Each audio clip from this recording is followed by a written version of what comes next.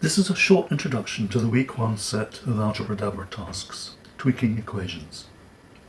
We take a fairly simple equation involving just 3 terms and see what happens to the solution of the equation when we modify one of the terms. So, we're given the equation 3x plus 77 equals 203.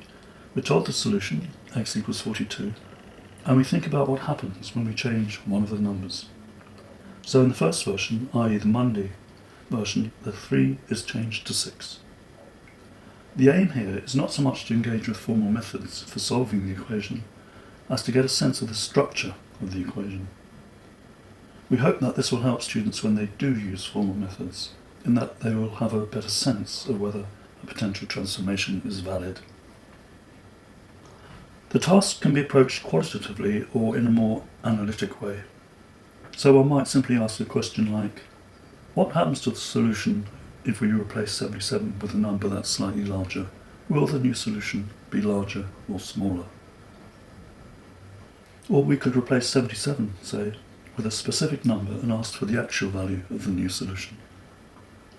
The nice challenge here is to make changes that lead to a neat solution, as in Tuesday's version of the task, where 77 is replaced by 80. This has the effect of decreasing the solution by exactly 1. That is, from x equals 42 to x equals 41. This approach gives you plenty of scope to devise versions that will suit your students, and you might also want to ask students to devise versions of their own. Here's a nice variant that a student teacher recently came up with. Another teacher came up with this. This might seem quite challenging at first, as there's no useful but nice relation between 3 and 14. 14 is 11 more than 3 is not useful here. And 14 is 4 2/3 times 3 is not that obvious and is difficult to apply. Of course, further reflection might reveal that there's a nice and useful relation between 14 and 42.